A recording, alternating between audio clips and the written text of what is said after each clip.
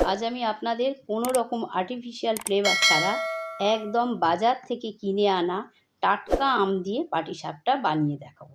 চলুন রেসিপিটা তাহলে শুরু করি। এখানে আমি দুটো পাকা আম নিয়ে নিয়েছি। আমের মুখের দিকটা আমি ছাড়িয়ে নেব। তারপর দুদিকে কেটে দুটো পিস বার করে নেব এইভাবে। এবার একটা চামচের সাহায্যে পুরো আমের পাল্পটা আমি তুলে নেব, একটা মিক্সিং জারের মধ্যে দিয়ে দেব। এবার এটা আমি পেস্ট করে নেব। পেস্ট আমার হয়ে গেছে। একটা কাঁচের বোল নিয়ে নিয়েছি, 1 বাটি ময়দা আমি এতে দিয়ে দিলাম, 1 বাটি চিনি দিয়ে দিলাম, অল্প একটু নুন দিয়ে দিলাম, আর আমের পাল্প আমি দিলাম 4 চামচ। বেশি পাল্প আমি এতে দেব না। এবার আমি দুধ দিয়ে দিলাম। এবার খুব ভালো করে আমি এটা মিশিয়ে নেব। ময়দা যাতে দলা পেকে না থাকে তার জন্যে ওপর নিচ করে খুব ভালো করে মিশিয়ে নিতে হবে। মেশানো আমার হয়ে গেছে, রেডি। আমি 10 মিনিট ঢাকা দিয়ে রেখে দেব। ততক্ষণ আমি পুরটা তৈরি করে নেব। এখানে একটা ফ্রাইং প্যান নিয়ে নিয়েছি, তাতে আমি অল্প একটু জল দিয়ে দিলাম। 1 কাপ আমি গুঁড়ো দুধ দিয়ে দিলাম।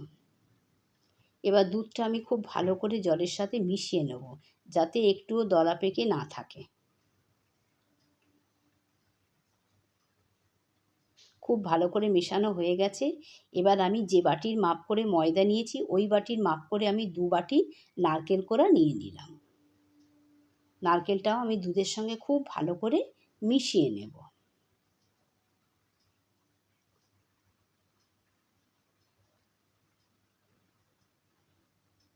হাফ বাটি আমি চিনি দিয়ে দিলাম ওই একই বাটির মাপ করে।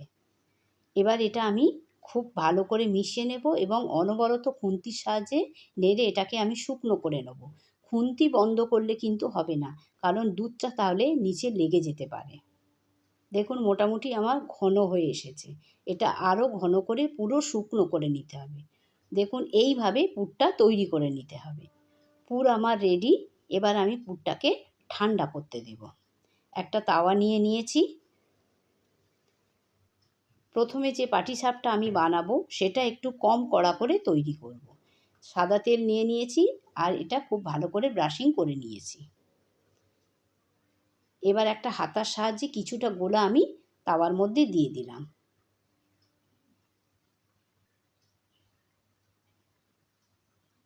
এবার যে পুরটা করেছিলাম সেটা এইরকম শেপ করে নিয়েছি।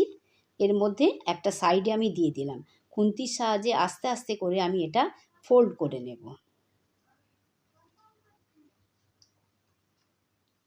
ঠিক এইভাবে ফোল্ড করে নেব।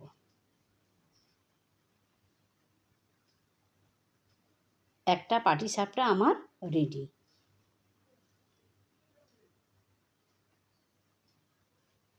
এবার আমি এটা উঠিয়ে নেব।